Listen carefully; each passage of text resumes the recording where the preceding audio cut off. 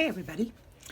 So now I'm going to be working on some of abstracts like this. This one's on canvas. It's on a mini 6x6 inch canvas. But I like to do them on paper as well because I use watercolor and acrylic when I use the paper. On here I just use acrylic and ink. And I sometimes like the effects I can get with the blended watercolor. So this is the style I like to do with my abstracts. I love the big black bold lines and then the bright color. So I'm going to show you how I start going about doing these on these little 6 by 4.5. So it's 6" by 4.5. And I love the frayed edges, so I'm keeping that. I'm not going to cut it. I like how that looks, even though you may not see it if you frame it. I just like the way it is. I prefer to frame it where you stick it to the back and then have the mat go around, kind of like, I guess it's called floating. So anyway, I just do a little sketch with pencil. I like big, erratic, bold lines. No perfection. Try to be as messy as you like. And use pencil, obviously, so you will be able to erase with your kneaded eraser. And I just draw some lines, and then I make some thinner ones. When I go over it with ink, I'll add some width to some of the lines.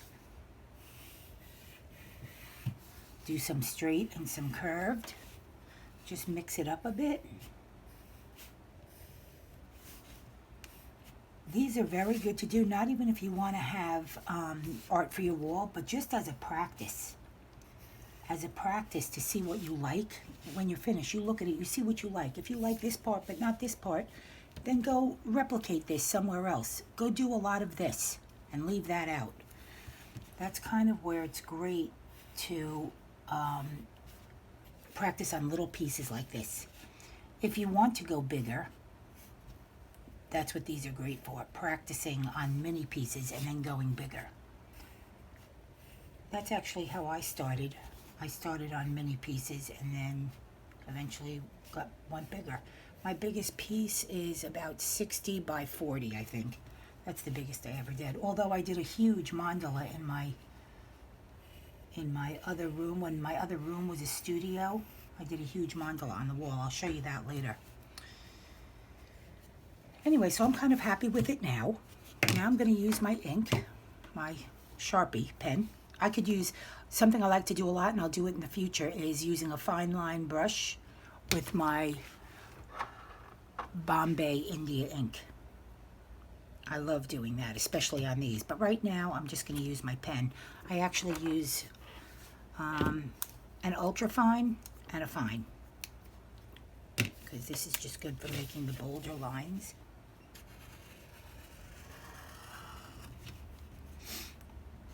Or if I want to color in more, so I may make this one a little bit wider, or I may keep that like that. See, and it doesn't have to match exactly, as you can see some of the pencil. That's fine. The pencil is merely a guideline.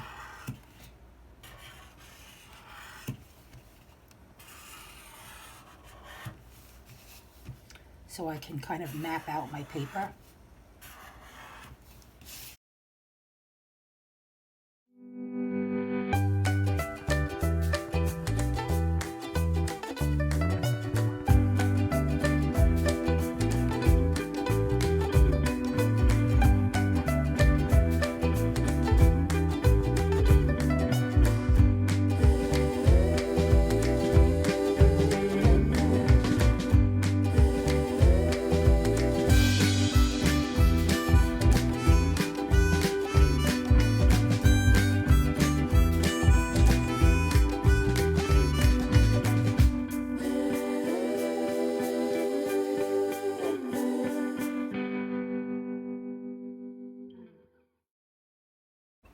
Pen's running out.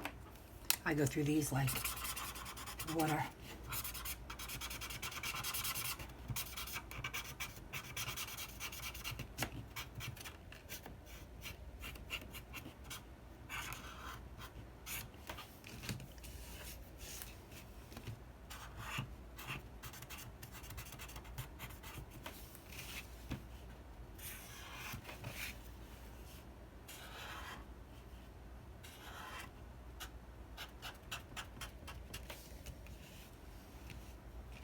But I'm liking it just as it is. Although I want another one of this here.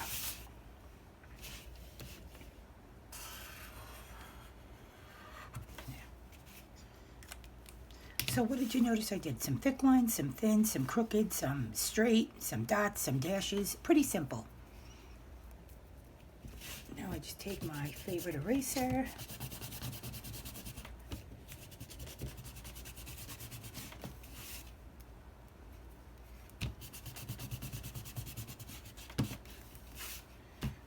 Oh, oh. Not good. I spray a little water on it. Another blooper. Wow, this is my second video with a blooper. It doesn't matter though, because it's going to be matted anyway, so. But be careful when you're erasing. Always erase kind of lightly. I was doing it too forcefully. It'll be fine though, because I'm going to put it between two books and it'll flatten it right out. Anyway, next we're going to do the color.